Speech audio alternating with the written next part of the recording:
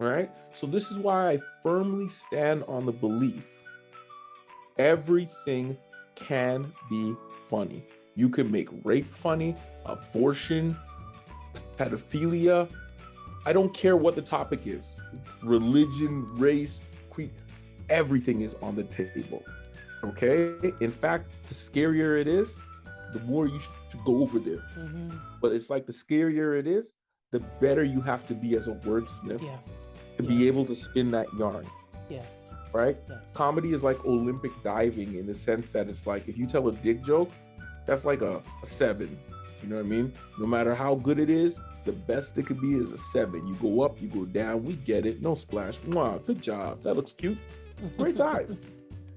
But when you want to talk about cancer, pedophilia, religion, the vaccine, all those things go into like super high level. The transgender, gay, you even say the word and the crowd shuts down. Yeah. That's how crazy it is. And to be honest, those are the best jokes because they come from a place of you're scared when you hear the person talk about it, and you laugh really hard when you see where the joke went. But you got to be a good wordsmith. Yes. Yes. You have to have the skill first to be able to. Hi everyone, welcome back. This is season 4 of Shooting the Breeze, and today my guest is Sterling Scott, and Sterling's a comic based out of Alberta. So thank you so much for taking the time to talk to me today. Thank you for having me. So first things first, you're based in Alberta. Did you grow up there? Nah, I'm actually from Scarborough, Ontario. I didn't come out to Edmonton, Alberta until I was in my early 20s. And when I started coming to Alberta, it was because of the fact that there was no jobs in Scarborough. And I came out to Alberta early to find work. And I ended up finding comedy. And Wow. it ended up becoming the thing that I am now doing for the rest of my life. Wow. That's amazing. So so you went out there for work, and how did you So run into comedy? the story of comedy is actually an accident. What happened was I wanted to be an actor when I was young. And I don't know if you remember, there used to be back in the day something called the Much Music VJ search, Yes, where they I used to look remember for that. their new video jockeys. So their first year had like a huge hit because it had one they had like a guy that won that ended up doing really well. So in the second year they went hard on promotions. I noticed that every VJ ended up on television. So I thought it was a fast track to get on TV. So I went out and I did the auditions. And I was so good at the auditions that on the commercials that they aired on television, they used my live and video submitted videos. Oh, wow. So I thought, okay, I'm gonna make it. You know what I mean? Like I'm always in these videos. Then when I would do they used to do the interviews in the mall live and make you do all kinds of stuff. And I used to have the crowd cheering for me to the point where the people knew me by name.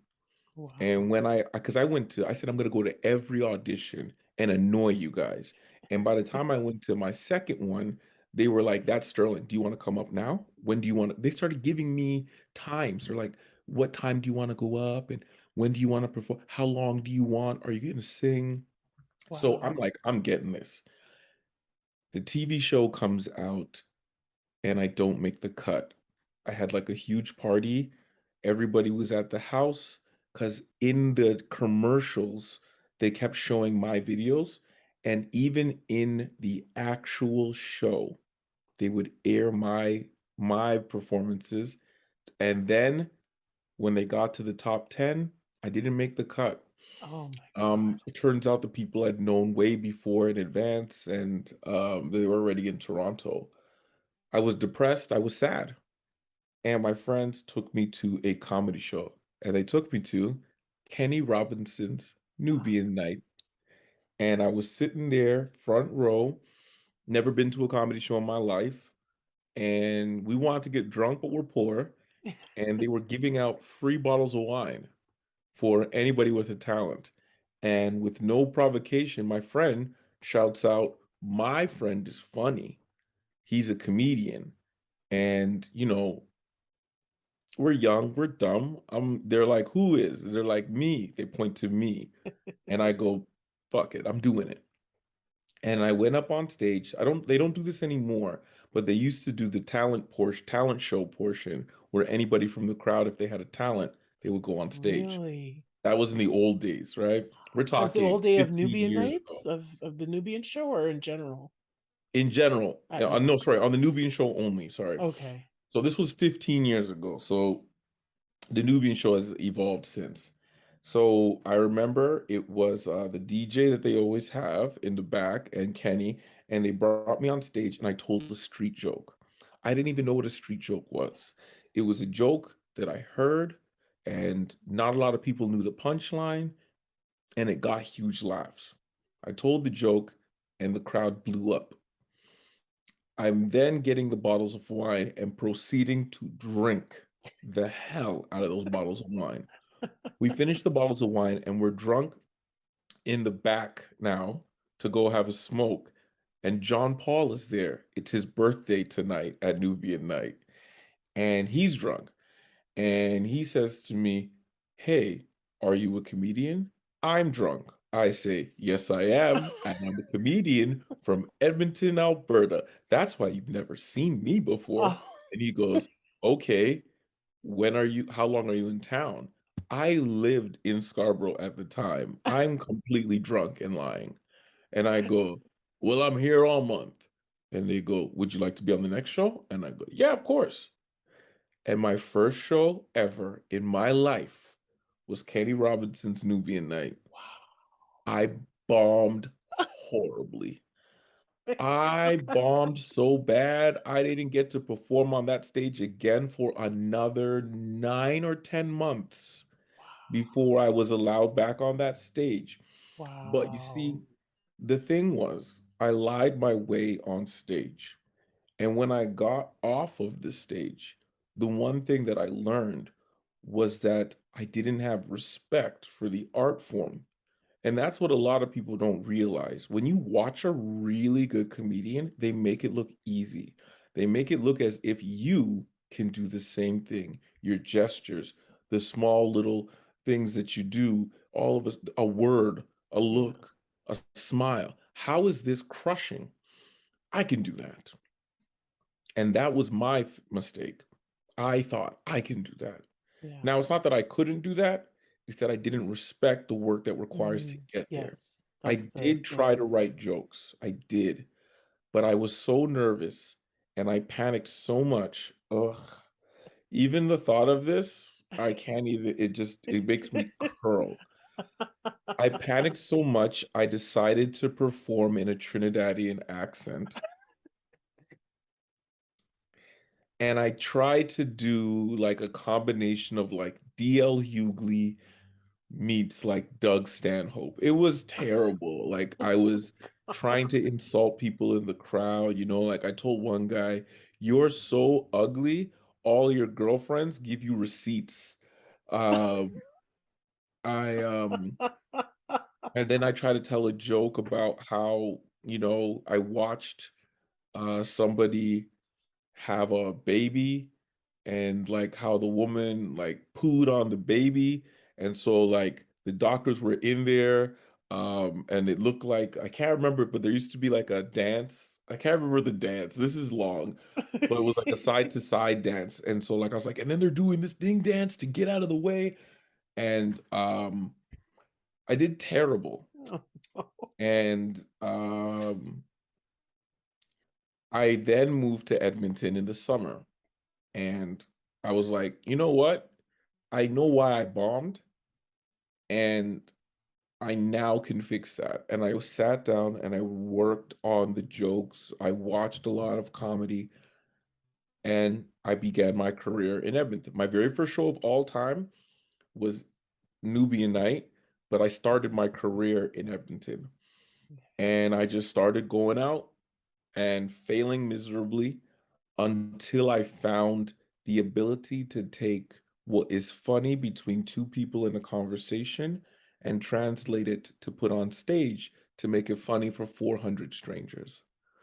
And I'm still working on that craft to this day because comedy is like life in that the day you say you know everything is the day you put the glass ceiling on your ability to grow. Because comedy, like life, it evolves. Yes. Comedy today may not be comedy tomorrow. Comedy in America may not be comedy in Jamaica. Comedy is consistently changing, consistently evolving based on who we are as people. What we think is funny, what we allow to be funny, what is social, what is happening. So the day you say, I know everything, is the day that you know nothing. And so that's why with comedy, I bonded to it so hard because you could do comedy till the day you die. You could do comedy as long as the love is there.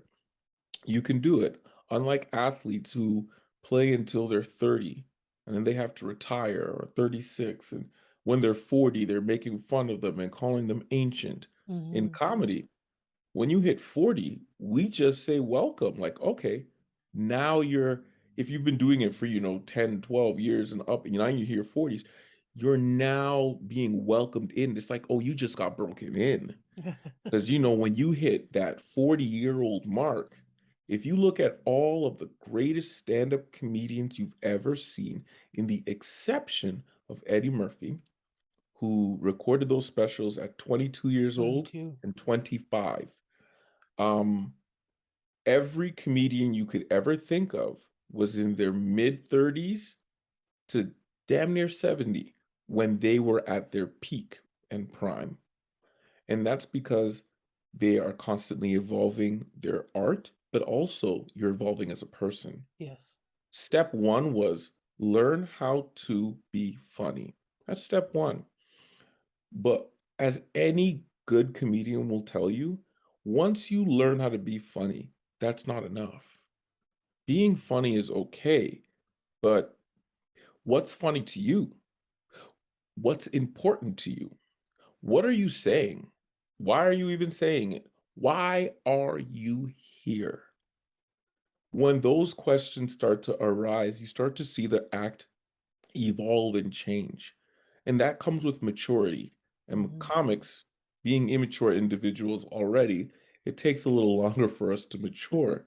But at the same time, too much maturity is bad because we still have to have childlike wonder. Yes.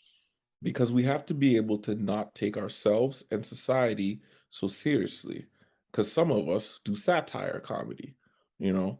There's that's a whole other thing. Let me not trail off. But the point is that through failing, I learned how to be great. And with any stand-up comedian performance, what you're watching is the polished version. You didn't see the thousands of hours of work behind it. And so when I failed on stage, I was glamorizing what I saw as the polished product. But if a real comic talks to you, what the glamorization is, or should be, is held in the work. And because I never put in the work, I almost got booed off the stage at Nubia Yeah. Night. Yeah. And so to this day, I put in a lot of work. I know, like, when people meet me, I'm very silly, fun, drinking, smoking, laughing. That's because the work has been done. If anybody who has ever watched me perform, you will know that if there's anything about me when I get on stage, the performance is consistently good. And that's because if I'm fooling around outside, I did that work 2 days ago. You know, like Yeah. that set's been planned. Like, when you start out, yes, and you're doing new jokes to this day with new jokes, or when you start out, you may be nervous, change your set list. Um, what am I gonna say? But when you get a lot of material, I have between 2.5 to 3 hours of material. I'm gonna say 2.5. Anytime someone says 215, 220, they got 7. So let's just say I have 2.5. So the most shows are 45 minutes on stage, 45 to 40 minutes when you headline. I have 2.5 hours. My process is a little different now because I've put in the work to make 2.5 hours of material. When I go to the show, my material are now tools like on a tool belt. And I look at the show and I go, this show's broken. How do I fix it? Now, what's broken about it? They want to laugh. They need to laugh. They need to be constantly laughing. What tools do I have that will work for this situation? See, most people, when they start out, you got a hammer and a wrench. Mhm. And then some of us don't even have that. Some of Yeah. us have two hands. You've seen a lot of two-hand comics where it's like, God damn, I hope you get some tools. Um, but you start out with like a hammer, your one good joke, bang. And someone says, fantastic. It relates to strong, independent women in their 30s. Bang, you crush with that joke. But then you go to a university with 18-year-old boys. That joke doesn't fly. Well, now you need a new tool. Mhm. They need a screwdriver. You Yeah. develop one, and so on and so on and so on. So when I walk in, the reason why I'm so silly and, off the wall before shows is because the minute I walk into that crowd, I can assess the audience. And for young comics, assessing the crowd is when you walk into a show and you look around and you can tell what kind of show you're going to get into. So, is it a fundraiser? Is it a club night? Are they drunk? Is there a bachelorette party? How many males? How many females? How many couples? How old are they? Um, are they talking a lot? Are they quiet? Is there a Mhm. big dance floor in the middle? How far is the stage? Where is the stage? Yeah. All of these things are part of assessing. The more you do comedy, the more you will naturally come to assess. So when I walk into a room and I assess it, I know what tools I need. And when I'm on stage, although I may go with a plan, all that gets abandoned the minute I look into that crowd and see what they actually need. Because Yeah. uh, when you stick this is why I don't like tape specials, because 'cause they're rigid. You can't change a word, you can't change Yes. the emotion, you can't interact, you're not being real. So I hate that. I always love the club shows because it's honest. You're connecting to those people in that room. This is why sometimes people will watch a video, hear the crowd dying of laughter, and be like, I don't like that joke. It's like, yeah, you weren't there. Mm. You weren't in the room. You didn't see how this person set up and made this joke happen. I'm pretty sure a lot of people have seen a lot of times when a comedian will tell a joke and people are like, oh, this person's not funny. This person's not as good as this. I saw this person live and they're way better. First off, live comedy is like a home cooked meal. TV comedy is a microwave dinner. All right. So you can't compare the two. But people Yeah. don't understand this about our Yeah. art form. In fact, people don't really even understand our art form because of how new it is. So I'll get into that part later. I keep straying off. But that's where my comedy roots began. My first ever performance, shout out to Kenny Robinson, who is a mentor and my friend. And I'm happy to call him my friend because he is a goddamn legend Oh, in yes. the Canadian comedy scene. In fact, I would say he's one of the most important comedic figures and the most underrated because what he's brought to the table was he gave breath and life to a lot of comedians who never would have seen the light of day because as much as people in Canada want to deny it, the systemic racism that is involved in our society affects us as comedians. Two black comedians on the show all of a sudden becomes a black show, but two Yes. white comics on the show is just a It's show. just a show. Yeah. Why can't we just be a show? Now you see, we have to deal and these are hurdles that, a lot of comics don't understand or never have to relate to. But I always tell the comics, the white comics, I go, "Do you ever do Nubian Night?" And they go, "No, that's terrifying." I go, "Do you realize every single show I do is like Nubian Night for you?" Yes. Yes. And yet you I've guys said will the look same me in the thing. eye and tell me funny is funny and there is no prejudice or racism. Yeah. But if there is no prejudice or racism, why are you as a white comic scared to go to a black room. You're not going to get beat up. You're not going to get robbed. You're not going to get stabbed, right? You're going to a comedy show. Just happens to be that they're black. Yeah. Why are you scared now? Yeah, you're scared now, When exactly. I have to perform for 70-year-old white people, you know what they say to me? Oh, come on, Sterling. Let it go. Yeah, I get the same thing, yeah. But they don't understand that those 70-year-old white people, if it wasn't them, their family and friends picketed against us. They hate us. When I walk in the room, they're like, we didn't even want you to drink from the same water tap as me, Exactly, yes. much less have you be In the performing. room with us? Yeah, exactly. Disgusting. Didn't aren't there secret walls for the help? Like, Mhm. they don't understand that we have to work 10 times harder because black shows happen 2, 3 times a year. Yeah, Let's be February. realistic. They don't happen very often. Yeah. White shows are what we do 99.9% of the time. And so there's all these different hurdles that we have to jump over. But we'll get to that later. My comedy career began in Edmonton, Alberta. I was a young, dumb comic who just wanted to make people laugh. And 15 years later, I'm an old, dumb comic who just wants to make people laugh. So that's where I began. That That's my is very origin story. cool.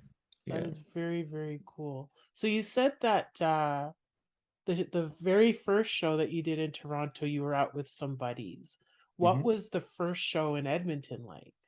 Like, did The you first have show in people with Edmonton you? was at Yuck Yucks, and it was at Yuck Yucks in Londonderry Mall, and they had an open mic night, and this was a massive club in Londonderry Mall. Stupid move. It could seat 500, but was in a bad area. Oh, So, okay. you know, it's far away from everybody else. It's in a bad neighborhood. So nobody went. So this massive size club, and I remember Howie Miller was headlining that night, and it was my second time on stage. Yuck Yucks amateur night on I believe there was a Monday they used to do it on, and the crowd was empty, very sparse, about 15 to 12 people. And In a room that fits 500? yeah, it was Wow. cavernous. It was cavernous. It was Yeah, really bad. yeah. So I went on stage and I had, a decent set. This time I got laughs. And, I was like, oh, excited, like I'm getting a little better.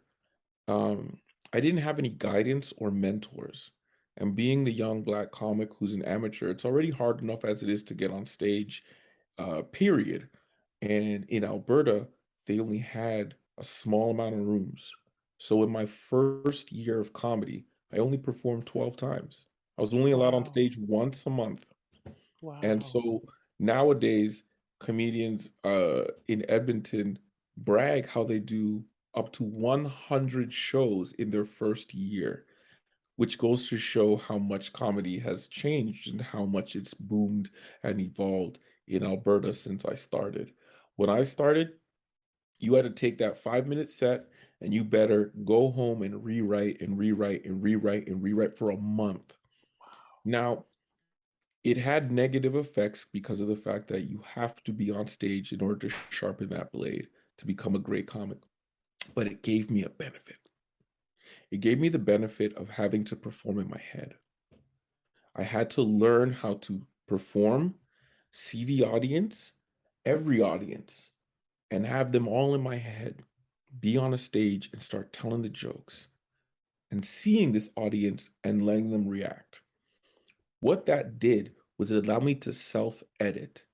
And self editing is what allows you to take your first draft of a joke that is trash, all first drafts are Yes. trash, Yes. and turn it into the polished art that makes it look like he's fooling around or seamless or It's off the how top of was your he head, pulling sort of this thing. off? It's beautiful. If somebody comes to you and says, "Did you just make that up?" That's a huge compliment.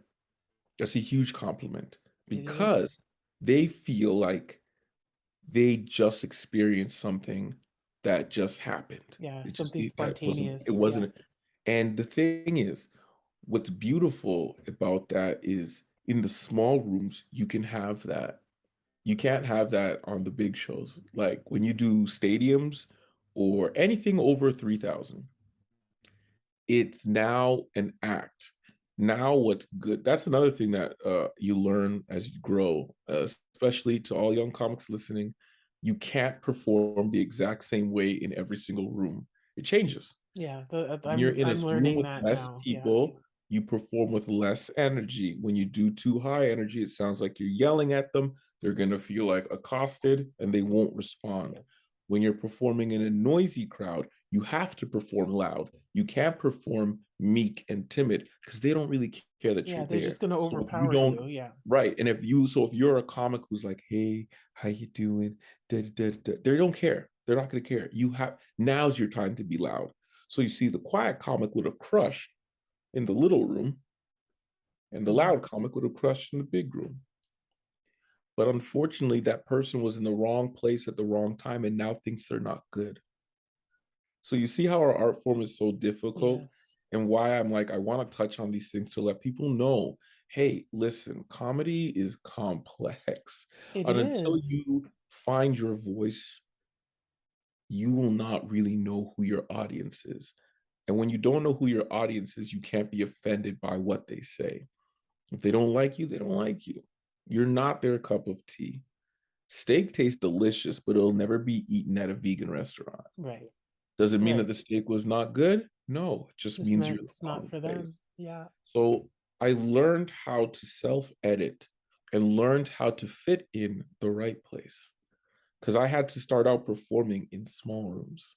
I have a big personality, loud. So it was abrasive. It was too much, you know? So then I had to learn how to dip it down. But then when I was in a big show, it didn't work. I had to go bigger. So then I learned small show, different energy. Club show, completely different energy. Theater show, different energy. Stadium show, way different energy. Hmm. Right? Stadium and theater, you're no longer doing crowd work. You're no longer talking to the people. You're not connecting. Now they're just watching your act. Right. And all you can have as a sign of affirmation that's positive is the laughter. And that's all you can't crowd work, can't crowd work in a theater, can't crowd work in a Yeah. stadium. Right? Especially when people are 500 feet away from you. Exactly. I was And gonna say so, they're not close enough. no. You And then if can't you see do them. that, the people can't relate. In a room of 300, the best size room is 300, I'd say. 300 people is the max for what I would call the best way to take comedy. Because in a 300 people, 200 people even room, everybody can see everything. And, if I talk Hmm. to a person, they heard that person. If Right. I'm referring to someone, they can look at that person. They're right there. And so everything in the room is connected. That's where I find comedy to be at its best. Not on a theater, not in a Hmm. stadium, 200 people room, packed, Yeah. tightly packed, low ceiling, completely black, one light on the stage focusing on the comedian.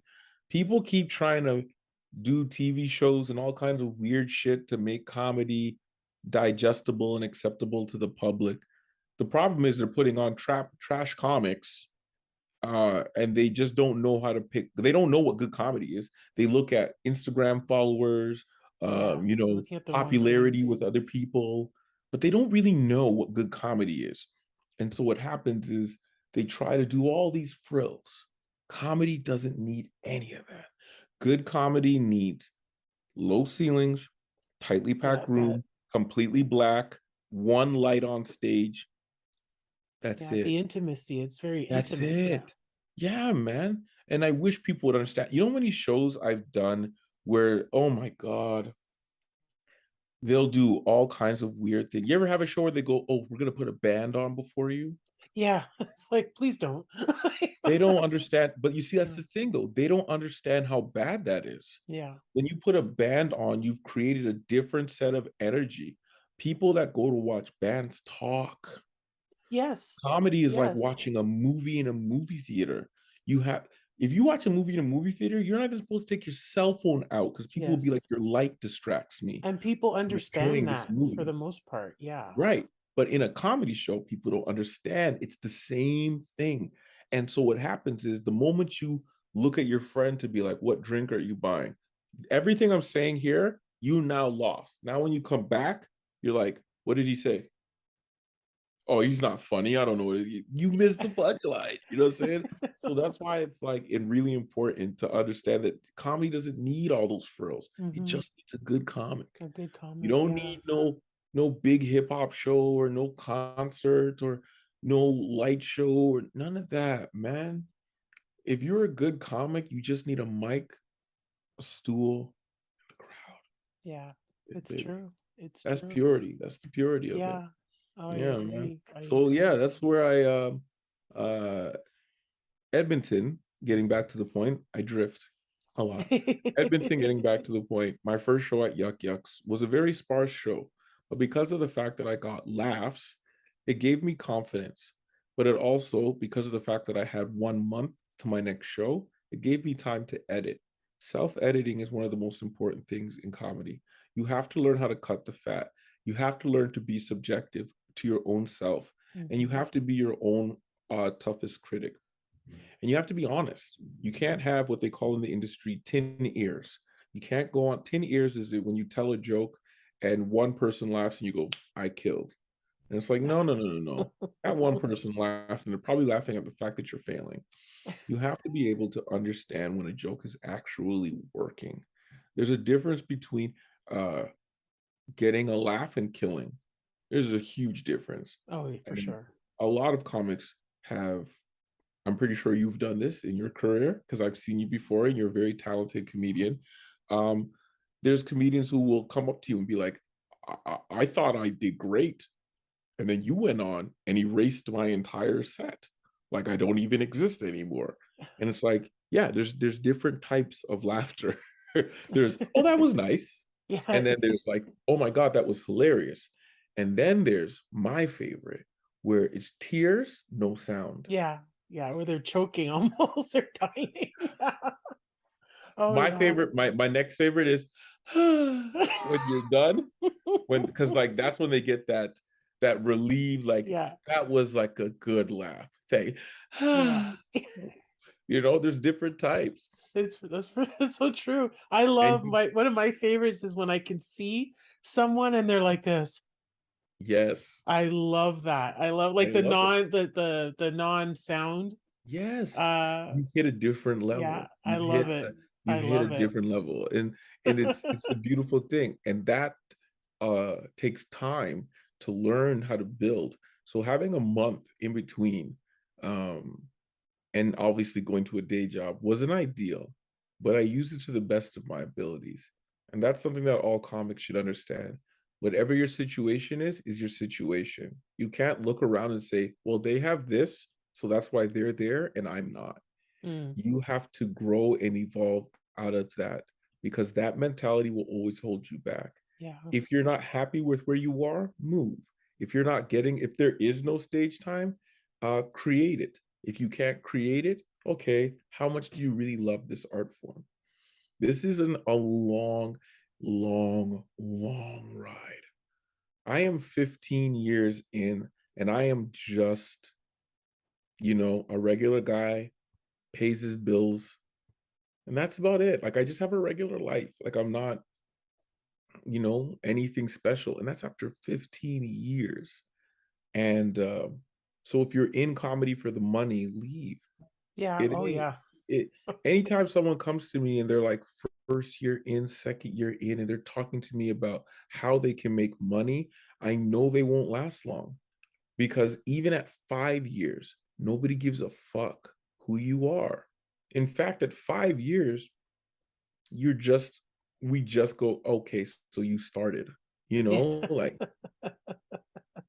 at 15 years in, when I go to Los Angeles or New York or all those places, 15 years. But because I'm from Canada, they go, all right, we'll give you 5. LA, they'll give Wow. you 3 because they're like, that don't translate to us.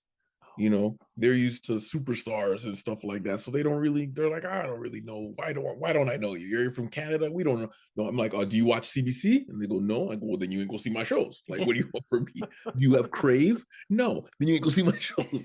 Like all my TV, I'm like, I'm on CTV comedy. You have CTV, Mhm. CBC? How And about they're that? like, No, no, no, what? yeah. Comedy Network? No, none of those things. So because nothing translates, the only thing that does is your ability to perform. And because I had to perform in my head, because I had 30 days in between my sets, and I had to learn how to write and rewrite and self-edit, it allowed me to advance so much that my first showcase ever for Just for Laughs, I was in my fourth year of comedy, and they moved me into, back in those days, they used to do um, one show, and it used to go 10 comics. The first five, 10 to 12. The first 5 to 6 were performing for what they now call it the Canadian New Faces, but back in those days it was called Homegrown, and it was a comedy competition. And Oh, the other 5 performed to try to get gala spots. In my first year, I was moved to a gala spot, and Zoe, who retired. Actually, Zoe retired from Just for Laughs recently. that's what I heard that she Shout retired. out, Yes. shout out Zoe, JFL. Well, no I longer met at her in the JFL, but spring. she said she's on to new and bigger and better things, and so we're looking forward to you. So, Zoe, if you're listening, I can't wait to see you out there in the world.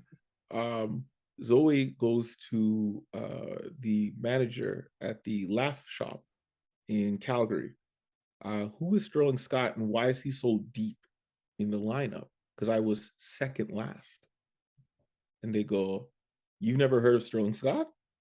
And she's like, "No," because they don't care about people on the West Coast. Sorry to tell you, but the Canadian comedy scene is very, very, how can I say this? Regionist. Like, Yes, they are. They okay. absolutely are.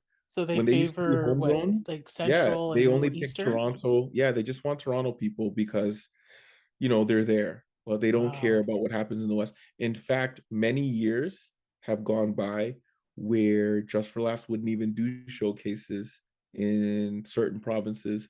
And there was many, many years where you would never see an Albertan, Saskatchewan, Manitoba.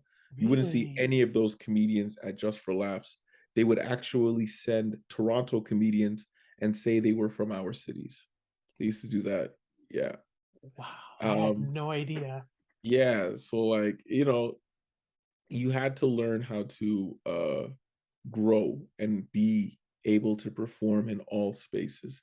So at my first show with, now this is 4 years in. So we went from 1 year doing 12 shows to now 4 years. But I had the tools of self-editing, of performing in my head, and of understanding how to value your time. Young comics, please understand, if you're at a show, it's like going to the gym.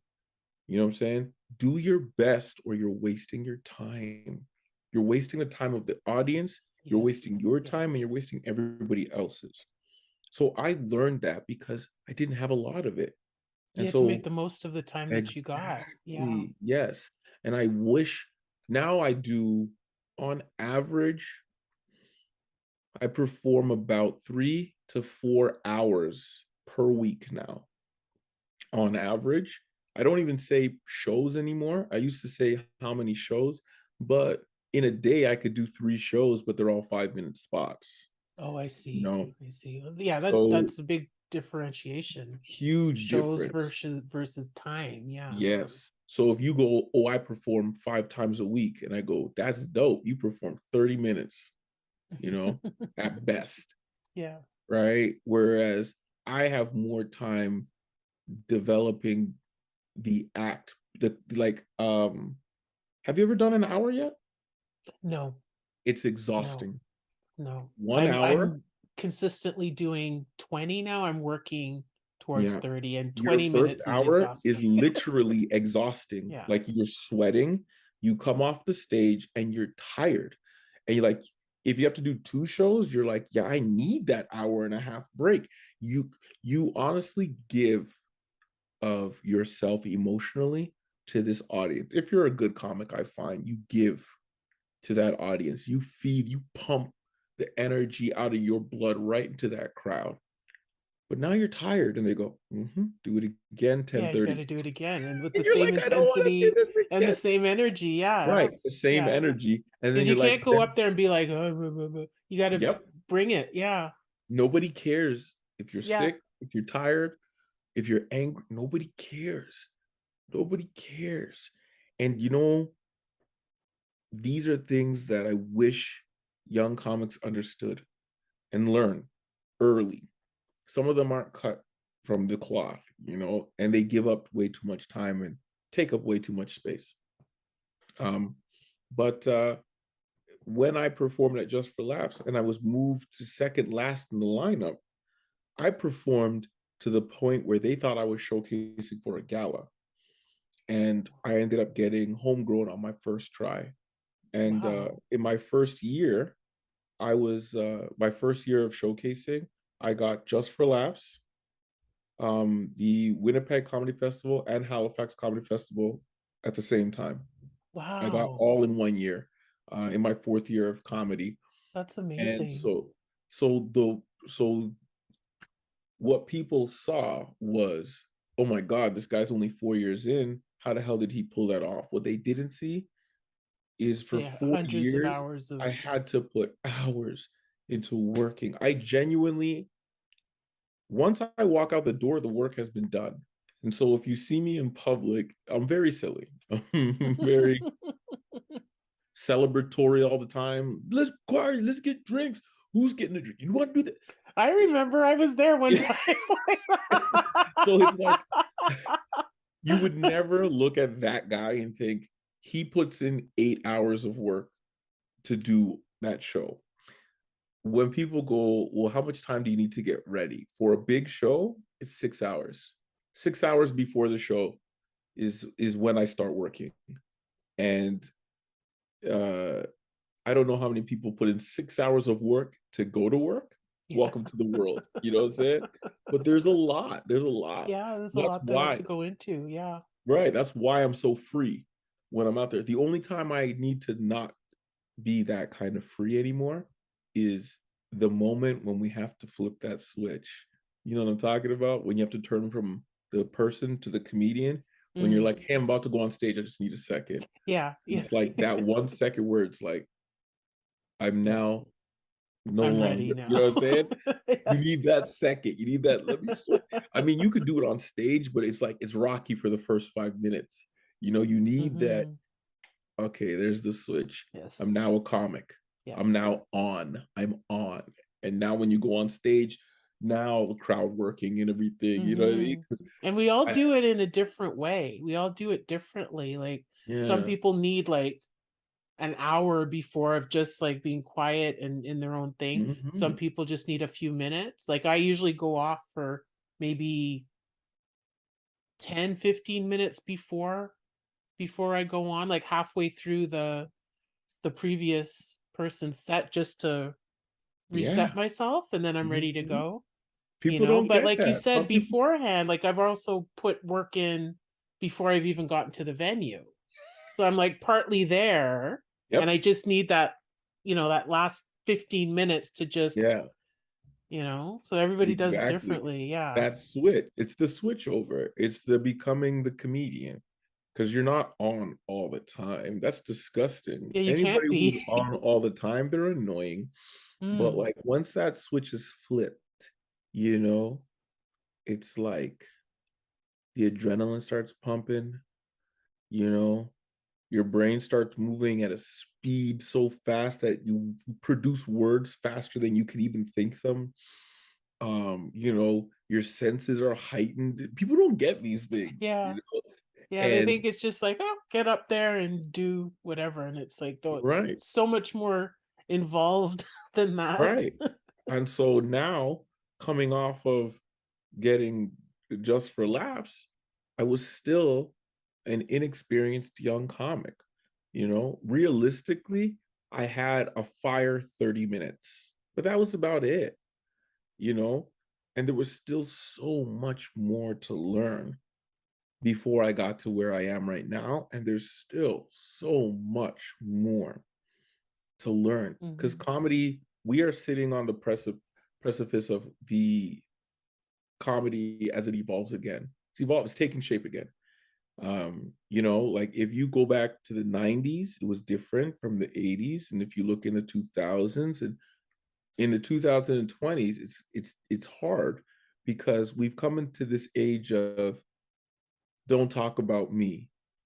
If you talk about me, you hate me. And Yeah. but they'll laugh at a fat joke, but then get mad at a gay joke. Or laugh at white people are like this, but then get mad if you say black people are this. You know what I'm saying? Like we've come into this where it's like whatever group you represent, you don't want them to laugh at you. Like there's nothing to laugh at about Yeah. us. And unfortunately, it's a time of evolution for all of us. But the thing with evolution is it's slow. So what we're learning is one, there's a lot of sensitive people out there. Two, Yeah. our society has changed to now hear the voice of the sensitive and respect them. You go back to the year 1996 and you tell somebody you can't, not all females, not all women are female, and they would punch you in the head Yeah. and then they would send you on your way and everybody would agree. If you do that today and say, no, not all women, only females are women. If you said that today, they would punch you in the head. Yeah. Exactly. Send you on your way. You're So done you here. see, you have to evolve with it and you have to learn how to speak to the people. Right now, they're sensitive, they're hurt, they're angry, they're confused, they're lost. So now that I've identified that, how can I put a right combination of words together to let them know it's okay to laugh?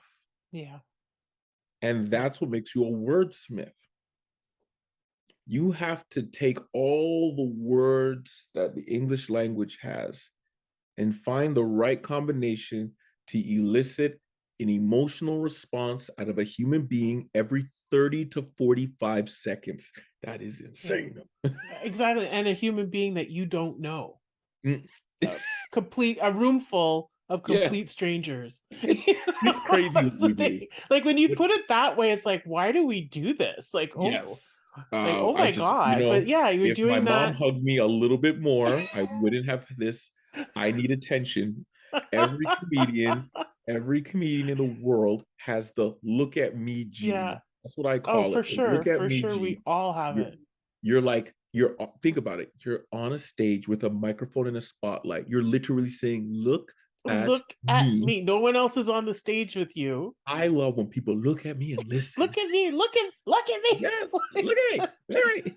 And you say jokes to keep them there. Like, funny, Yeah. just And then if they don't laugh, it's like, why aren't you laughing? Why? now you're just like, okay, what's your problem? Let's talk to Yeah. you. What's wrong? Yes, What's wrong? What did I I'm do? amazing. I'm amazing. What's your problem? So like every comedian has that in them. Oh, You absolutely. want to be seen and you want to be accepted. Yes. I don't care if you're alt, if you're whatever, and you're like, Yeah. oh, I don't care. Yeah, you No, do care no, because then you you wouldn't be do doing care. it. You Exactly. wouldn't be there. You're not being up there so that everyone can hate you. You just haven't found your audience. Just be honest. That's Yes, not your crowd. exactly. Okay. So take your triangle and your shirt with a dragon on it and whatever other alty things you planned on doing on that stage and go find your space. I'm sick of people in Go this. find your people. Exactly. Yeah, man. Like comedy is comedy is a very, very close to real life in the sense that as a comedian, how we relate and talk to people is by looking at the world and then reporting it to them. That's what we do. Yeah. We talk about relationships, we talk about family, kids, my mom, all we're doing is taking the world and bringing it to that crowd in a way that they could never express. what makes them laugh when they go, yeah, that is true. You know, what's the deal with airplanes? Yeah, what is the deal with airplanes? Like, remember the peanuts? It's like, yeah, the peanuts suck. So all we've done is take this world that we live in and give our perspective on it in a humorous manner. Mhm. And so, as the world is growing, we have to grow with it. We Yeah. can't, like, I started comedy back in like 2009, I think it was 9 or 8, it was way back. And in those days, you know, you could tell gay joke, fat joke, suicide, pedophile, school shooting, nobody batted an eye. In fact, they didn't give a shit. They loved it. Fast forward 10 years, they'll fire you for it. So Yeah. the passion for stand-up comedy, this is where it comes in. Because as you said, why the hell are we doing it? Why are we here? And it's a deep love, for myself personally, it's a deep love for the sound of laughter. Whenever Yeah. I'm in a room full of people and they're not laughing, I know and I could sense and feel, and I know a lot of comics can do too, where you're able to sense and feel the emotions in the room, the anxiety, the tension, the fears. And those emotions tend to rub off on me. And I'm like, why is this so tense? Why is everyone so anxious? Why is everyone scared? Who And the comedy in me allows me to erase all of it. And so Mhm. my entire life, I've been using comedy as a tool to eliminate anxiety, fear, Yeah. stress, sometimes even fights Yeah. in society, in my life, in society, in crowds, in schools, wherever. And I've become addicted to it. And, you know, I'm even seeing right now the grays in my beard and I laugh. I laugh because I remember I started as a short-haired, fresh-faced comic, you know, they used to call the kid. And now I am considered, and I hate saying it, I'm considered a vet now. I'm considered like I'm one of the old guys. One Like of the old guys.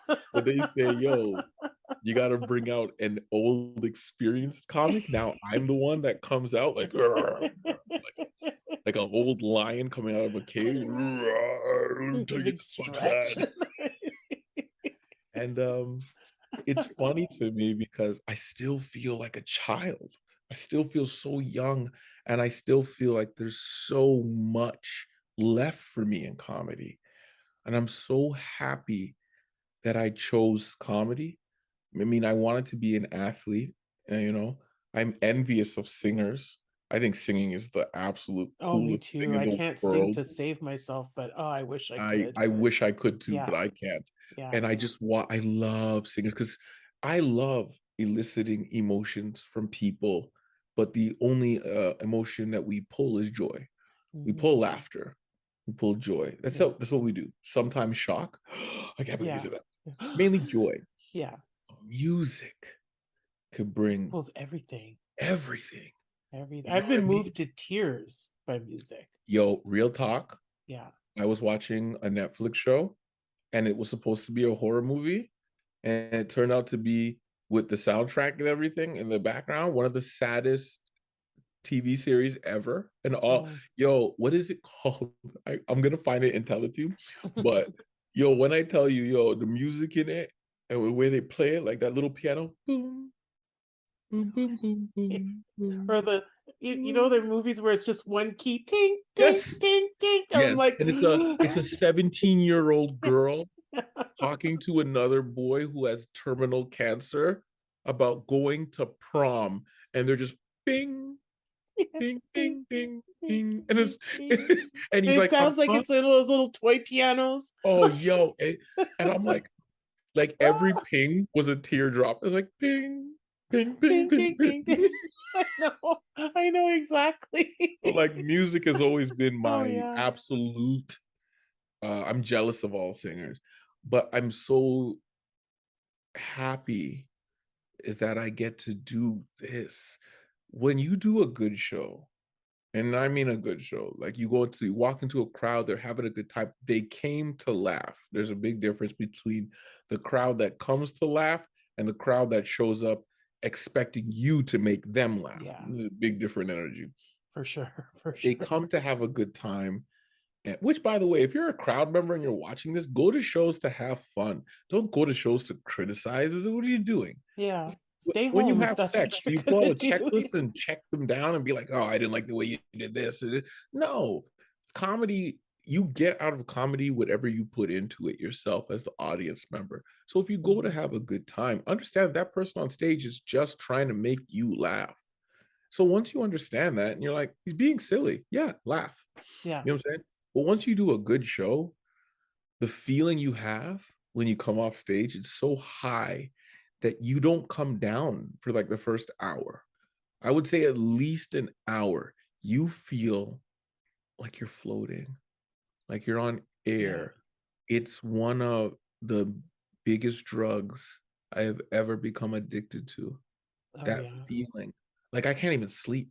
I don't even bother to Oh, sleep. yeah, when I come home from a show, it's hours before my Yeah. brain, like, I slows usually down to go to sleep. I have to smoke weed to bring it down because it's like you're so Mhm. You're like, "Ah!" and then you're It's like, calm down. We're in public. We yeah. can't like you want to cheer. I want to Yeah. scream. I want to punch things and be like, I Mhm. just did Be like, that. "Yeah." I just I know. did that. Did you Exactly. fucking hear them laughing? I just wrote that joke. That's what but you have to hold it in because you look crazy. You look crazy. It's true.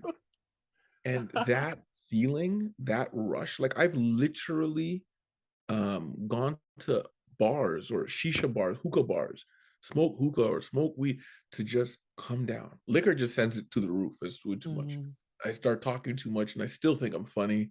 And then I end up drunk talking to people and I'm not that funny. Um, It's such a rush. I become addicted to that drug, but I've also become addicted to the camaraderie.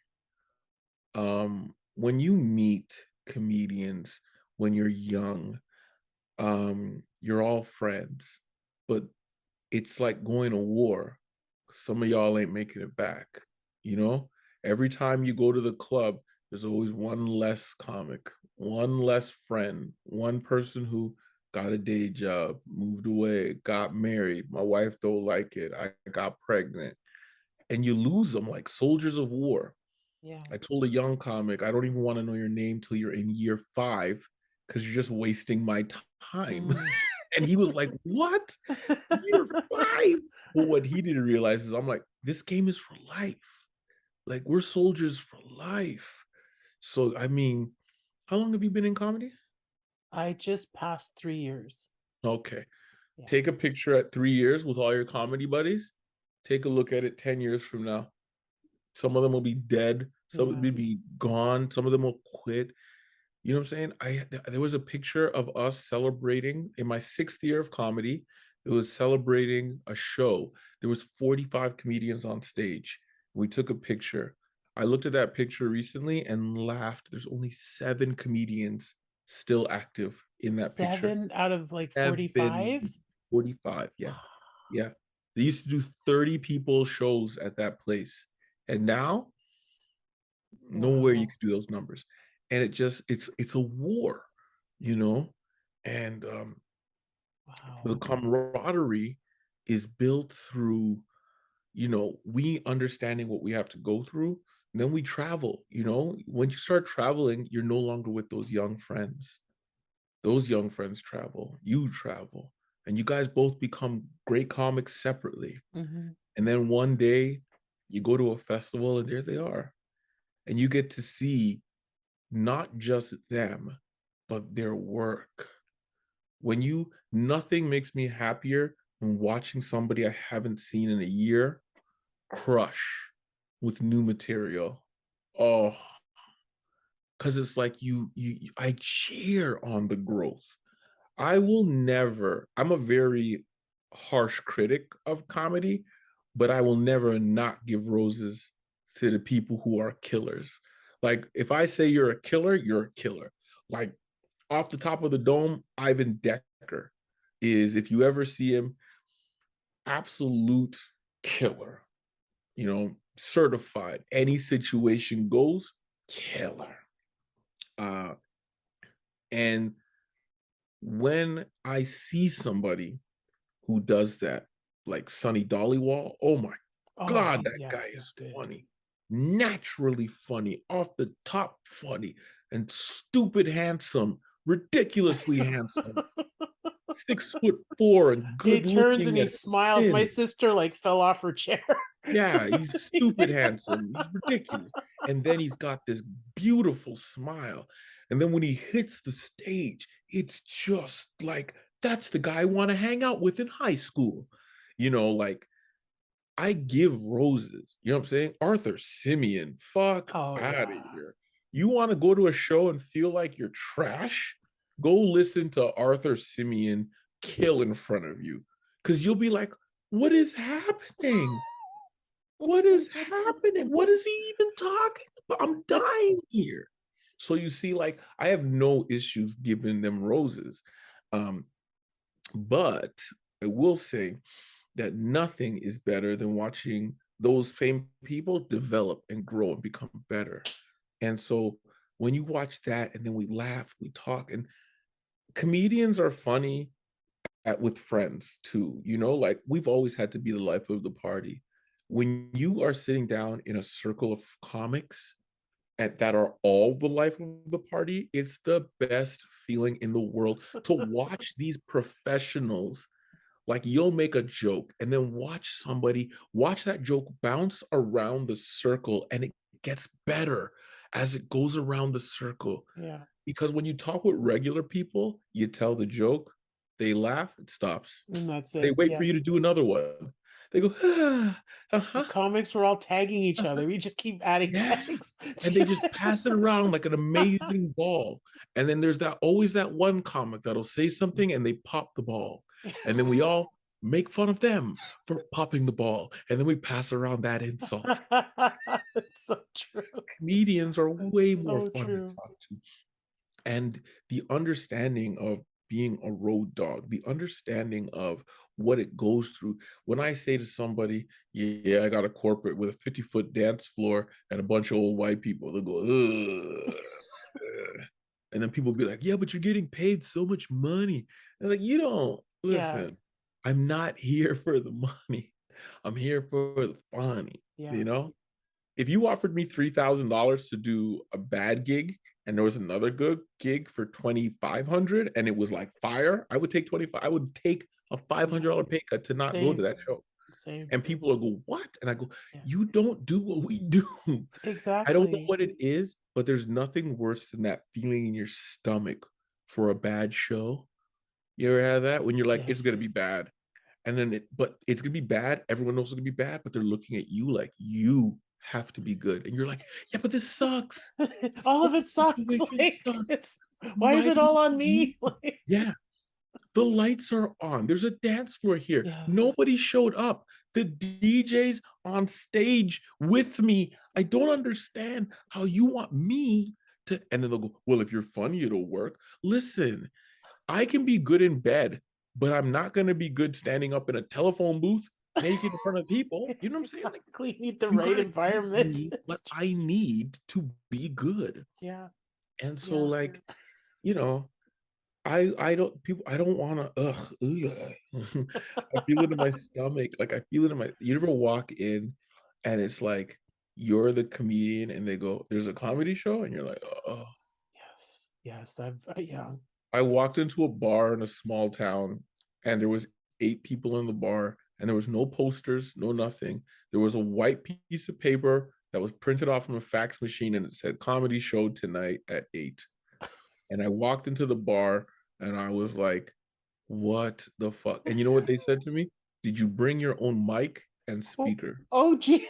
Oh my I was like, God. no. They No. literally sent a man to go home from the bar who was drinking at the bar. They go, we'll give you a beer if you go to your house and bring your guitar amp. And he brought his guitar amp, and they pulled out this toy mic and they clicked that bad boy in, and they're like, it sounded horrible. And I'm like, I sound like a Yeah. robot. They're like, we don't care. See, that's what the horror stories is, fun with the camaraderie. Yes, Everybody yes. loves to get together and tell their horror stories. Here's a horror story of mine. I once did a gig so bad because in Alberta, in order to have video, what do they call VLTs, which are video gaming machines, slot machines, and you can have slot machines in the bars in Alberta, but in order to do that, you have to have live entertainment. Comedians are the Oh, cheapest form of live entertainment. VLTs make so much money it pays for the entire bar and the booze become their their their income, like their net. All right. So oh wow. the video game machines pay for their rent, their employees, everything, and they sell booze to pay themselves. And so they have live entertainment because you have to, because it's part of your gaming license. So Okay. now I went to this show. I had to drive across, I shit you not, I had to drive across a frozen lake. The lake was frozen. They And you put drove through pylons on the lake. This to is up say by the this is north. a safe spot to drive. Yes. Oh my And then they tell God. you drive 10 kilometers an hour because if you do 60, you'll fall into the lake. Jesus. There's a frozen boat. Like the boat is frozen in the lake next to you. You can see that. So I drove across this frozen lake towards the Northwest Territories. I go to the show, and it's again 50-foot dance floor. I walk in the bar and I go, "Hey, I'm here for the show." And he goes, "Oh yeah, that's today." That's Oh. not a good sign. So there's 9 people in this bar playing on the gaming machines and smoking.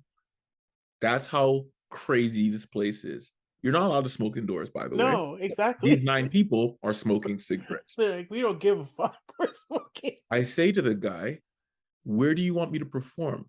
And I'm not lying. He points across the dance floor.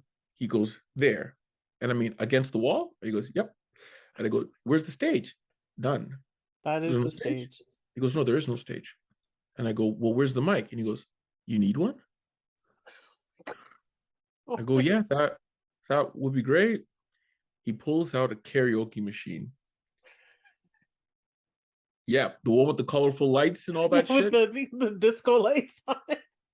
Pulls out a karaoke machine from the back and goes, "Try and see if this works." That's not something you say.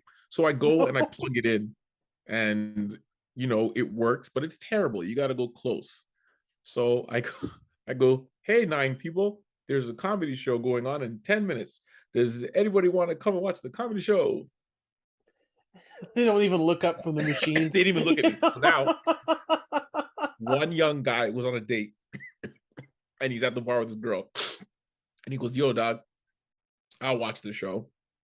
In fact, I'll even call people to come and enjoy the show if you're funny." He sits down in a chair and sit right in front of me, Oh like in a God. classroom. I just Yes, he's sitting in front of me. I'm not making this up. And I have my karaoke machine with the and I lights. tell 2 jokes. Yes, the lights are going off. I'm standing. Okay, picture this. It's a bar where it's a wood floor for 50 feet and then it's carpeted and it's slot machines. Right. So I'm against the wall and it's 50-foot dance floor and then slot machines. So I'm against the wall and there's 2 people sitting on chairs just Right in looking. front of you. I told 3 jokes and he started laughing and he goes, "You know what? I'm going to call my mom and her friends because they're just down the street." So he calls them.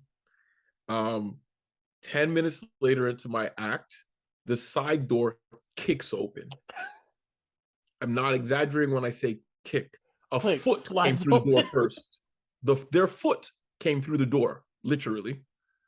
Okay. They kicked the door open and 10 people walked in. And the woman who kicked the door open, leading the pack, looks at me and goes, "Fuck you. We're not here to watch," and kept going. And the guy goes, who was watching the show, he goes, "Sorry, that's my mom." And then, So now I'm 20 minutes into my act, and all of a sudden, someone's dragging a full-size lunch table, cafeteria table, to the front of the stage. Me thinking, first of all, that's stupid and rude, but hey, there's going to be a bunch of people that sit So there. yeah. Okay, that's awesome. So you hear, brrr. And this all the while you're performing. Yes, this is while I'm performing. And I'm This like, is so I not stop and I'm before. like, all right, go ahead, move the table, man, move the table. And they go, thanks. And I go, all right, come and join. And they go, okay. But they didn't bring that table there to watch the show. They brought the table there to have an arm wrestling competition. And they proceeded to have an arm wrestling competition for the rest of my act. And the guy looks at me and goes, I'm so sorry. I should have known this is what they would have done. That's insane. And I performed one, and I look at the casino guy and I'm like, and he goes, I don't care. And he goes, do your time. And he made me do the full hour to the people not listening, doing an arm wrestling competition. So yeah, God. anytime people think comedy is easy, drive across a frozen lake to have a bunch of people tell you that they don't fucking care that you're there, and then have an arm I'm wrestling wrestling competition right in front of while you. you're telling jokes. It hurts. It hurts so bad. Yo, I had to go home and look in the mirror and be like, am I funny? Am I Exactly. funny? Why wouldn't they listen to me? These jokes aren't good. You're These questioning all jokes your aren't life good. choices up to that moment. Oh my Man, God. if you haven't cried in comedy, you haven't done You comedy. haven't done it yet. You It's haven't done true. it yet. You haven't done it yet. I cried. I've cried I've multiple cried times. too. I've Oh cried my multiple times. I have the worst stories. I have stories that are literally legendary. Um, God. I'm the winner of the 2019 San Francisco comedy competition. A lot of people know that, but what you don't know is what really happened that night. So on the night of the finals, I was in first place by a lot. So much so that nobody in the competition could beat me except one person. But that person would have to win tonight, and I would have to be at the bottom of the pack. Yeah, you'd have to do so dismally Right. terrible. So Yeah. everybody else is like, we're out, we're done. Sterling's already won. Okay. Um, the person that can beat me gets the bullet. And so, anybody who doesn't understand that the bullet is the first position, and in a comedy competition, going first is the absolute worst. It's the hardest. The crowd is the coldest. The judges are the coldest. They have nothing to base the comedy off of, to judge the comedy off of. And so, what happens is you end up getting the lowest score. Yeah. On average, you get the lowest score if you're first or last, depending on the length of the show. So, she gets the bullet. So what she did was, she's from California, so she invited a lot of her friends there to the show, like a lot. And she did okay, but she didn't kill, but she did okay. She had a good set. So now I have third out of five. That's the best spot you could possibly have. And I had a great set. So I'm like, no matter what, that set that I had, you can't, it's not going to be scored low enough that I lose. Standing on stage, and I'm like, I'm finally going to be announced the champion. Like, I've been in this competition multiple times, and I've been in the finals I've been in the finals every single time, and every single time I lost by like 100th of a point. Oh So my like, God. I've been in first place.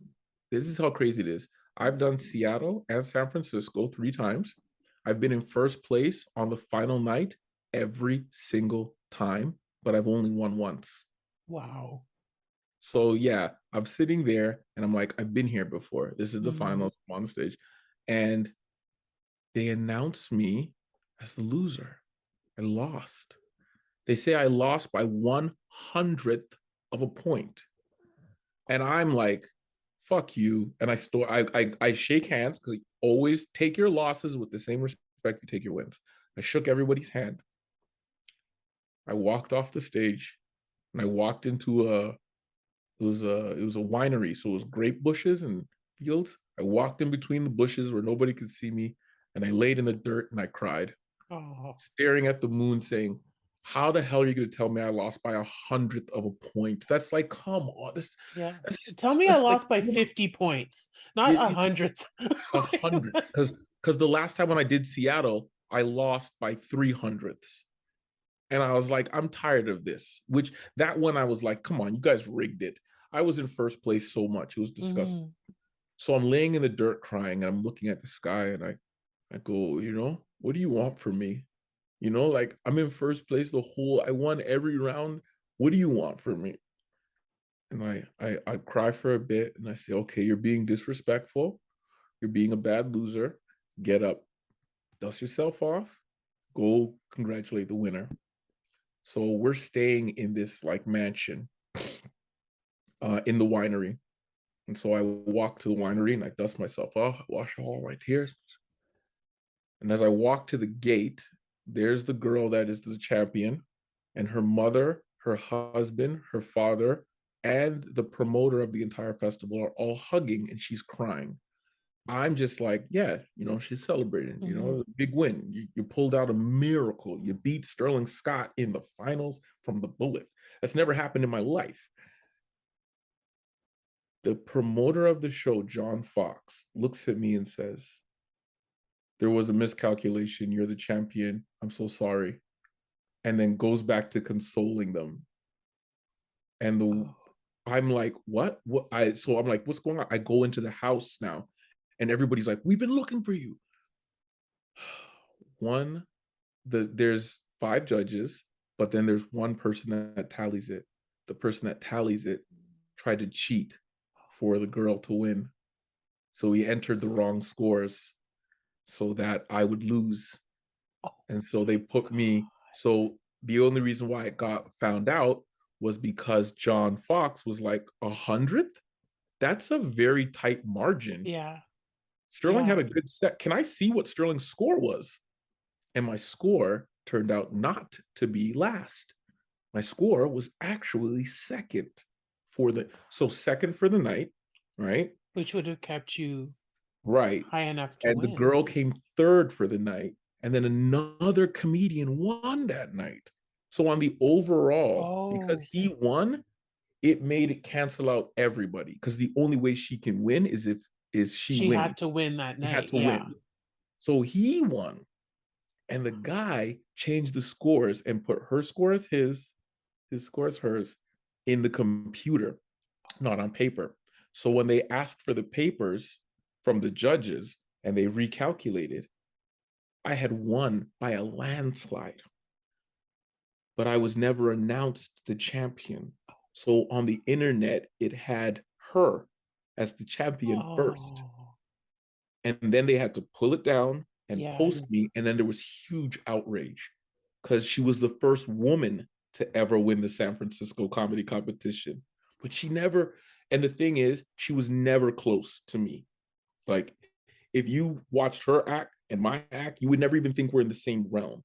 It's just that in the competition, you know what I'm saying? Like, she managed to be in the top five and she was there, but Yeah. she's not in my league. And so people though don't know that. They just saw a woman and then get replaced with a man. And they were like, this is bullshit. So when I won, there was huge controversy, and everybody was like, oh, Sterling never really won. This is all fixed, it's all a sham. And It's like you want so to know about the sham? I Like, have the biggest tainted win in the history of the San Francisco comedy competition because it's never happened before where they caught somebody cheating. And here's the worst part: the guy that got caught cheating, uh, he they go, "Yo, how did you get these scores?" And he goes, "Fuck all of you!" And he got in his car and drove home. He goes, "I quit," and he left. And the guy's like, "Tony's been working with me for 20 years. I don't understand what happened, but he quit. He just quit." And Tony obviously came back. But when you win, they put you on tour. And so I went on tour in 2021 and because of the pandemic. oops. Uh, and when I went on tour, Tony was there. And there was that awkward moment. No We're at a winery, kidding. and there's the guy that How? tried Why to is he cheat. still employed with the? Because it's like they're really good friends. Oh And my at the end of God. the day, no one really cares, right? Like, not a lot of people know the story. This is a very hush hush, we didn't talk about it story. So Tony now comes to me and he's like, Sterling, I'm gonna come to you as a man and just apologize straight up. I'm really sorry. And I was like, look, man, in all honesty, we good. You know what I'm saying? It is a competition. Who cares? It ain't that big of a deal. Cause like he was ashamed.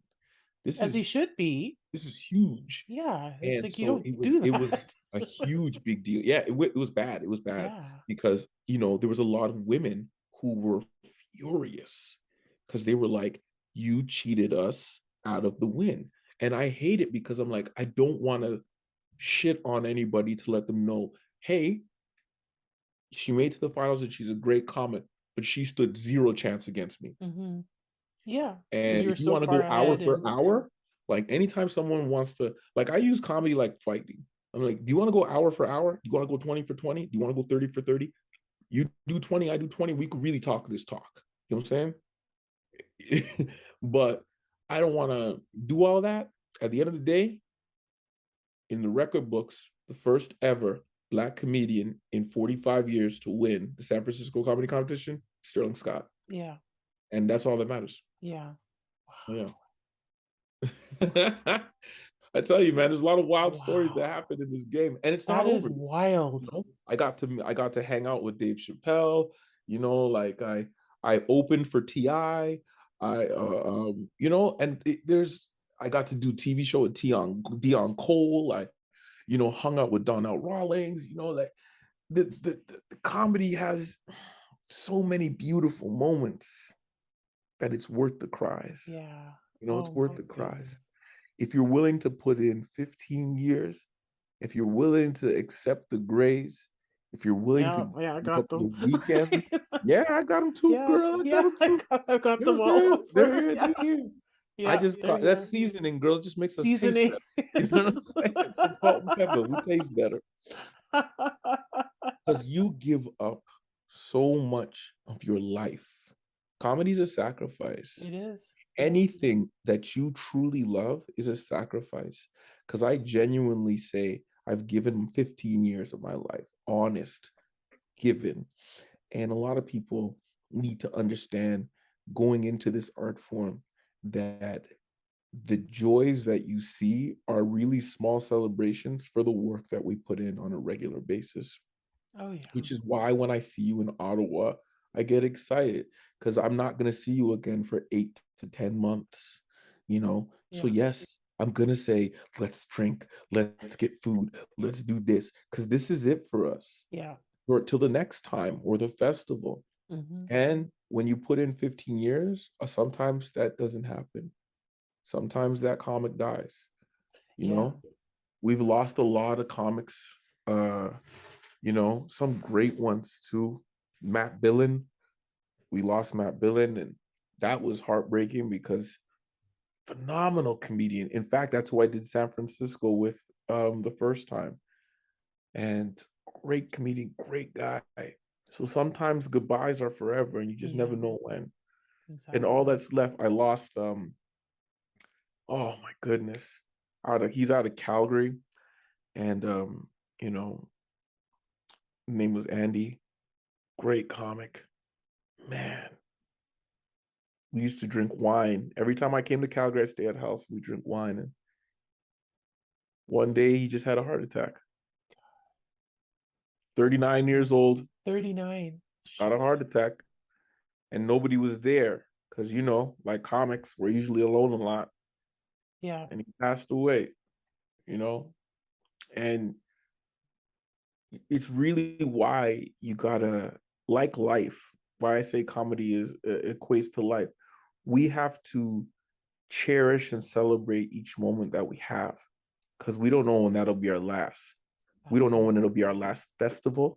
Maybe you never get booked there again. Hmm. We don't know when it's our last club date, our last ride, our last show. We only know right now. And right now, let's get these giggles. Yeah, Let's get for these sure. giggles. Let's laugh. Let's laugh so hard we remember it till the next time we meet again. Because that's all life is, Hmm. memories, you know? Definitely. And so it's given me an appreciation for life the same way I appreciate the art, because when you see a master at work, especially if you get to see them live, um, you can see it's like that's not something that regular people can do. It's that's like watching an Olympic runner run the 100 Yes. meters in 9 seconds. It's like, how many years it took that person to do that. Watching somebody like that is a gift. And I'm happy to be a part of this fraternity. I just wish that before I go, I create a piece of art that stands the test of time, that people look at the same way they look at the Carlins and the Eddie Murphys, and when they Mhm. talk about stuff that changed them, that revolutionized them. uh, I would like to put some art out there that does that. And that's the next quest, right? Like, after you figure out how to be funny, now it's all about, how do you become legendary? Some people don't want to become legendary. It's work. It's so much work. Mhm. You know, I But think it's the type somebody, of work that I don't mind doing it. I love it. right. No, But like, I'm it's talking, the aspiration to become legendary mm, is now, like, so even more sacrifice, because now you have to do things where you have to force your way into rooms you weren't welcome into. You have to be selected where you're not selected.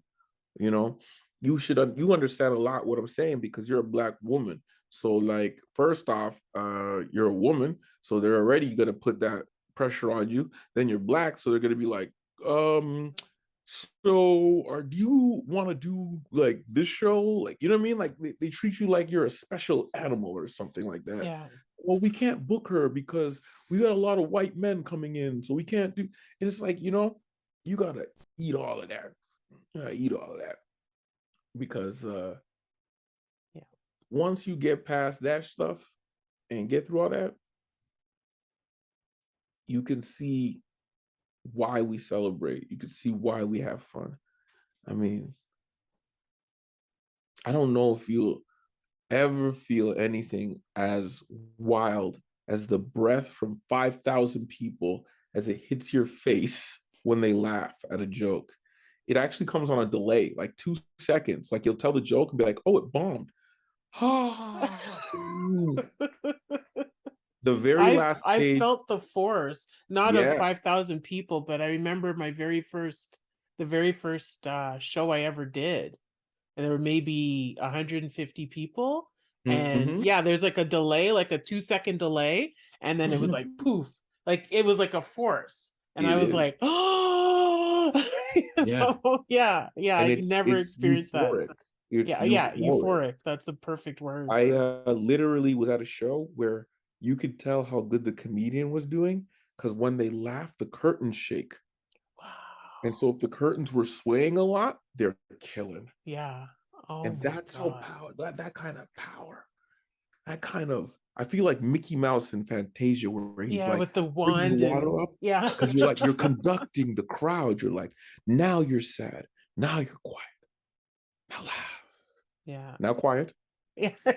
Here's some Now intent. laugh You're again. conducting and you're watching. And if you when you watch a comedian with a tight act, it's literally like he's conducting or she's conducting, because they'll be like, ha ha ha ha ha ha ha, quiet, quiet, quiet, quiet, ha ha ha ha, oh, ha ha ha ha ha ha ha, he, huh, what? And they're just going through it, Yeah. making that crowd dance to their. It's like the audience is an instrument, and we use comedy to play it. Yeah. It's beautiful. It's I've never beautiful thought of to that hear. before. It's beautiful to watch. It Yes. is, and it's beautiful to be a part of, and that's why Exactly. To be able to do that. Yeah. yeah, Oh, it's, and yes. by the way, I'll be back in April. I just Yay. got booked. Okay. Um, you know, Hit them up April 27th to 29th. So next time you swing in, tell them you want to Okay. open for me Okay. and come jump on the show and have fun, I'd man. love that. I would love You that. remember last time I was trying to put us all on. That was awesome. That was I was awesome. like, Yes. he's like, what? I'm like, He everybody. was I want like, this to be a no. full Black show. He's like, what the hell? Like, but at That least you was know that I fun. was down. I was Yeah. down, Oh right? yeah. Oh yeah. That was Right. awesome. I'm gonna be one of the riders. Did you ever do Nubian night? We talk all about me, and I love talking comedy. I'll talk your head off. Did you ever do Nubian night yet? Yes, I got to do it in May, at How the did end you of feel about May. it? I loved it. Yeah, it's I different, had isn't it? such a good time. I was so excited to do it, and yeah, I got to do it in Tell me about your first time. I know we're talking me, but I would love to hear about your first time. Tell me the experience. Who's on the show? Who's headlining? Talk to me. Tell Oh, me the first time you're Nubian night. Come on, this is good. okay. Who was I think it was, I just remember Anthony Engelbrecht Yep, I know Engelbert. Yep. was I can't remember if he was headlining Mm-hmm. or not, but he was on the show, Mm-hmm. and it was a stacked show. There were about 8 of us, Mm-hmm. and I went up second or third Mm-hmm. in the lineup, and that was my second time. I was in Toronto for the week, and Mm-hmm. that was my second time at Yuck Yucks that week because I got a spot on Amateur night? amateur night Mm-hmm. on the Tuesday. And I remember just being really excited, not knowing what to expect, and then it was just it was an amazing thing to perform to a crowded room of people who look just like me, you know? And I remember making a joke about, usually I'm the only one with the fabulous hair Mm-hmm. in the room. And yeah, it was just I just remember it being tons of fun, like really supportive, and loving every Yeah, minute it of was it. easier because it's like these people know me. You know what I mean? Yes. Like you Yes. can say things like now you start to understand. It's like, oh, this is what it's like for you white people. This is Yes. amazing. I love this. Exactly. No Yes. wonder you guys love comedy. Yes, because Because there were like, some references, or I could substitute, like, say the original way that I had written the joke. I was like, I can use that because it's a West Indian reference and yeah, people will get it. Whereas I've got to Canadianize it to yeah. do it regularly, like I can I say have a things. joke. Yeah. I have jokes like that where I had to Canadianize it Yeah. because of the fact of the references, the understand, like talking about how in the Caribbean we're very superstitious. And so when I tell that show in black crowds and I start saying things like, if your left hand itching, what does that mean? They know, right? And then when Yeah. I start talking about, yo, when I was 12 years old and I had what do they call it? Sleep paralysis. And I start telling them, like, you don't sleep paralysis when you wake up and you can't move, And when I tell my mom, she's like, oh, you're being held down by a demon and being raped. And I'm like, what the hell is wrong with you? But in Caribbean culture, Yeah. they go, yeah, That's yeah. They exactly what's talk a lot happening to about you. duppy Yes. and the dead, and we Yes. can't use funny words like duppy No. with a white They'll be crowd. like, That's a "What's good word. duppy?" Duppy is a great word, and it's a word for a ghost. But it's like, yo, kind of duppy thing is like it's a fun word, and like we have to adjust a little. Like the jokes are the same, but the references and the wording are not as honest as Mhm. who we are. And I know they always say, just do it. And I'm like, And no, sometimes you can't. because Yeah. my culture is not your joke. Yes. You know what I'm Yes. saying? Like my culture, Exactly. I love and embrace my culture. I'm not making fun of my culture. I'm not calling it no goofy stuff. Like if you notice, there's no jokes about my hair. Mhm. Like people are like, "Oh, you have an afro." I'm like, no, I don't joke about that. My afro is my crown. This is not a joke. This Exactly. is not a part of my act. This is not something that I Yeah. laugh at. I didn't do this as a gimmick. I did this Exactly. because it's beauty. I'm Yeah, literally like just when trying I to do grab it. longer sets, I have a set about a bit about microaggressions, and in it I say the answer to "Can I touch your hair?" is always no. No, you Yeah, can't, yeah. And they do you want to touch know? my hair Yeah, every they single wanna night. touch mine too. They're like, Every "No, you single don't." time. Like, Is it do you sleep on that? Like, yeah, how do "Is you it do all that? yours?" Like Yeah. So it's like my hair is I love it, you know what I'm saying? Mhm. So like but like I don't do it in those crowds because I don't want racist laughter. I want, Exactly. I'm laughing at you because we understand how silly our cultures can be, and we Hmm. laugh on that. I don't want Yes. people laughing, being like, look at these silly bush people or something, you know what I'm saying? Exactly. So it's like, like I always tell people, like, be conscious of the laugh that you get, Yes. especially with young black comics.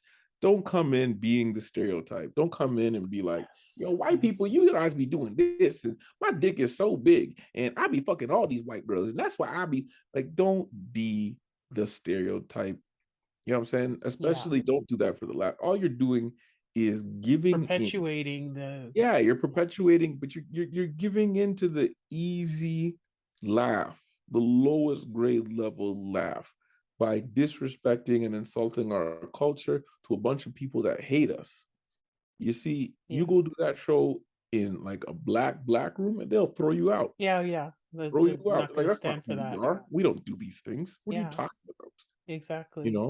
And it's Exactly. like, you're out there talking to white people, making them think that's what you are. Meanwhile, if you went to a black room, they go, "What the Yeah. hell is wrong with you? Get Yeah. out! Exactly. Who are you Get out! talking to? Get out! Exactly. None of Yes. this is us. You are Exactly. disrespecting who we are." You know what I mean? It's that's another problem that I always encounter. I'm always scared because, like, as a black comic in Canada, I feel like there's not a lot of us, not a lot of us that are headliners, Hmm. and the very few of us that there is that are headliners, what is it like?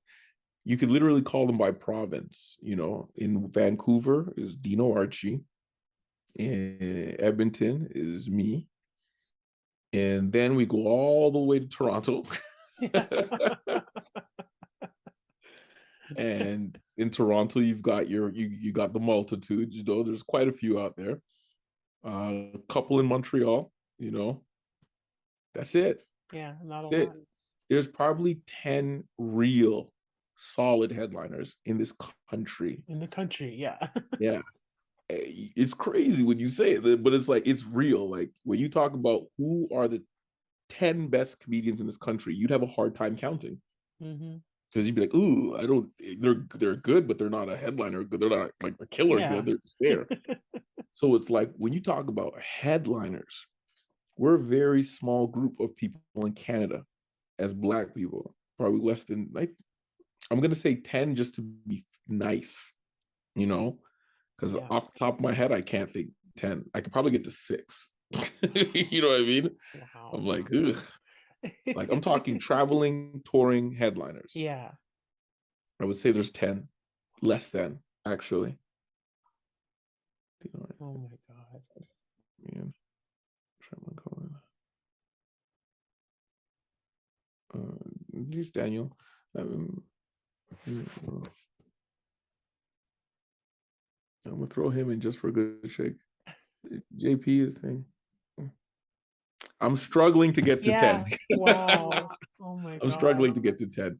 But the point is, as a black comic, I feel it's important to be there for the young black comics, because they have even less to look up to, because of the fact that they can't they can't do what the white comics do. Yeah. And what I mean by that is, they can't walk into the room and just automatically relate to them and understand them, and you know they're gonna, and so what happens is they tend to play the stereotypes, and they start doing low end jokes, and they go nowhere. They ruin their careers, and it's hard to explain it to some of them because they are getting laughs, but I'm like, you're Yeah. getting laughs from racists. Yeah. You're not You're not getting getting laughs because it's genuine. funny. You're Yeah. getting laughs because they're like, yeah, that's right, monkey, get Yeah. out there and dance. Exactly. You know what I'm saying? Exactly. That's not the laugh you're trying The to you know, get. we don't want those laughs. Those aren't the Yeah, like, laughs. I I'd try to rather tell a have young no comic, laughs than those laughs. yeah, I would For rather sure. not perform. Yeah. Like, I try to tell this young comic out here one time in Alberta, I was like, he's like, oh, I want to get paid to do shows. And I was like, listen, I don't think you're ready to get paid to do shows, but come down to my show, and keep doing, I'll give you stage time every single week until you're ready. And he got mad at me. He won't talk to me ever again And I started laughing because I was like, if you got mad at me for that, bro, Yeah. you're Wait. never gonna make it in Yeah. comedy. Because I'm 15 years in, and it takes 6 months, 6 months if you're good, to get on chocolate Sundays in Los Angeles. You know what it is to have someone tell, and you're not getting paid, by the way. Wow. So you get a spot every 6 months if you're good, more if you live in town and you're like top tier celebrity. So how would you feel about not being paid and you can only perform once every 6 months? You go get mad at them, you know? Exactly. Oh my So it's God. like, and I wasn't even mean about it. Like I said, you can come do free spots. And now he's mad at me. But here's the fun part. He still hasn't been paid by any of the white comics, right? Hmm. Like he ain't headlining none of their shows. He's not getting paid by any of them, but he's cool with them. Yeah, but he's mad at you. He's mad at me though. And so it's like, I just gotta laugh because, you know, good luck to him. I Yeah. wish no ill will on anybody. Nobody. This world has enough of that. I Yeah. don't need to We don't wish need any more. more or to contribute I to it. wish Yeah. him the best, but I wish that he learns humility and understands that what I was doing was trying to guide him, not trying to hold him back. I would Yeah. never hold anybody back, but I'm not paying you $100 to come on my stage and go, all right, what am I going to talk about? Oh, I hate that. I know. I'm like, That's you're not so ready. You're unprofessional. not Yeah. ready. Yeah, you don't know how to do this game yet. You know what I'm saying? Like, and so, you know, I will continue to reach out to young Black comics, and continue to keep trying to keep the bond with the veteran Black comics good. I don't have any beef with any Black comics in Canada currently. Currently living in Canada is what I'll call that. Um, because we just don't have enough of us to be doing that right now. And we live in a turbulent time where we can't ignore how society views us. Right. And the words that we use and the jokes that we tell are now becoming more and more important, that we understand what we're saying and what we're doing. We have to take, you could say anything you want as a comic, and I will stand on that till the day I die. When I'm in the news for being in trouble, play this clip. Yes. I, Sterling Scott, stand on this statement. I firmly believe that as a stand-up comedian, everything can be funny. However, you can get in trouble for a lot of things, and you must accept responsibility Yes. for your words. Yes. I agree Okay? I'm going to thousand say that percent with because that. it's going to happen to me, and I'm going to take responsibility for it. I don't care. Yeah. But never apologize. Never apologize, but at the same time, accept the responsibility for the Yes. action. Yes. Because if you apologize, you've set a precedent where people can say what they're allowed to talk about. And you can't do that with comedy. Because the moment you tell us what we can't talk about, that's the thing we should be talking about. Yeah, exactly. There is nothing off the table. I'll give a point to show how deep I go. A comedian who is white walks up to me in a bar and says, I have a joke and it has the N word in it. How do you feel about that? You know, like, do you think that's okay? And I said, there's two things that happen when you tell a joke on stage. The joke gets laughs and you keep telling it. The joke bombs and you stop telling it. Do you notice how I'm not involved in either of those decisions? So go tell your joke. Go say your N word. I don't care. Don't care. I don't care when a white person says N word. You know what I'm saying? I'm not worried about that. I'm worried about the guy who says N word in his house, but has to approve my mortgage. That's who I'm worried about. Not worried about that stupidness. Okay. I live in this real world. I don't sit at home in computers and look Yeah. at memes and be like, I'm offended. I have to live Yeah, exactly. in We this live real that. world where Yes. my skin color really affects things. You know, like when Exactly. I get Ubers, when I It's not get, a hypothetical. Yeah. yeah, it's not a hypothetical. It's not such, so it's like, I I know if you're offended by easy things, they will control you that way. That's how they control you. If they can control how you feel, then they can control you. I Mhm. give no control to that. Yeah. So no, I'm not going to react to that. I'm not going to react to the N word. I'm not going to react to, I react to violence because you're going to hurt me. I'm going to fight you. But words, no. Mhm. It's the policy of the hotel that won't let me in, even though I'm staying there because they're like, we don't know if you're staying here. It's the it's the policy of the police officer to throw me in handcuffs, even though I've never committed a crime, but have me standing at the side of the road as a black man in handcuffs. I don't think you'd ever do that to no grandmother who was white. It's the policies that are enacted only when my skin color comes involved. Therefore, it's not really a policy, it's prejudice because it's not Exactly. something that you do every time. It's something that Yeah. you do when you feel the need to. Selectively. Yeah. Right. Selective. Exactly. And so you see, Exactly. that's why I didn't care because there's white comics that have the joke with the N word in it, and it's hilarious. And has anybody complained about those? Nope. Go find Louis C.K. Go find Doug Stanhope. You can find their material. They say the N word. Okay. Doesn't mean that they're not funny. No, they're great comics. So I told this young comic that he went on stage, said the N word, the joke bombs. Nobody laughs. Comes off stage. And I go, yep, sorry, you keep telling that joke? He goes, no, no, I'm not. And I go, do you see why I don't care? Mhm. Because if you crushed with that joke, do you think you honestly would have stopped? Yeah. Exactly. Right. So this is why I firmly stand on the belief everything can be funny. You can make rape funny, abortion, pedophilia. I don't care what the topic is, religion, race, creed, everything is on the table.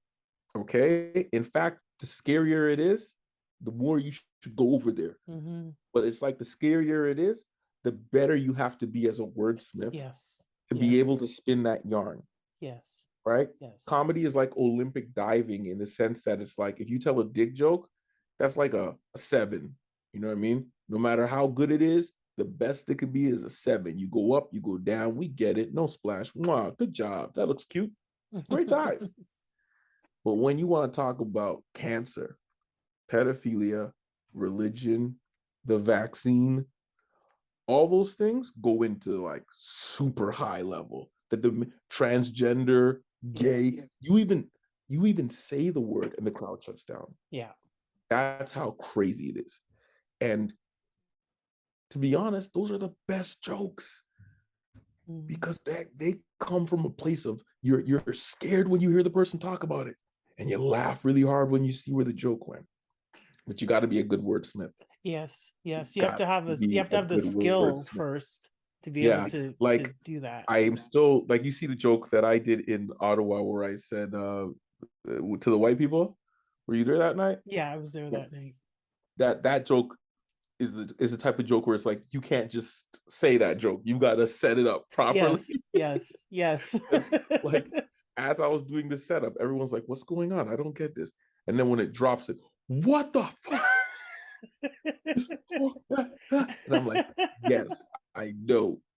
Strap in. This is a Yes, good drop joke." it. Exactly. And Exactly. in order to, but like that's what I mean. Like I'm taking something that scares the hell out of this crowd.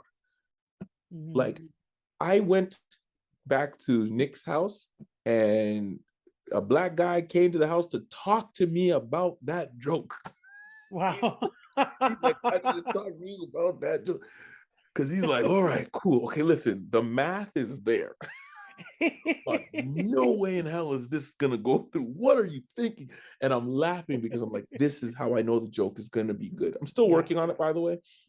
But how I know it's gonna be good, because this guy came an hour later to and this talk to joke you still about affected it. him, where he's like, I need to talk about that's a good joke. So it's like I'm trying to go in that direction with it. So why would I tell anybody else to not go in the places that are scary? Exactly. Be brave, Exactly. but be smart. Understand the difference between analyzing and hate. Understand the difference between um, laughing at and laughing with. understand respect for culture, as well as the individual and what they go through. And I promise you, you will still be able to make fun of them, but they will laugh with you. Hmm. Oh, yes.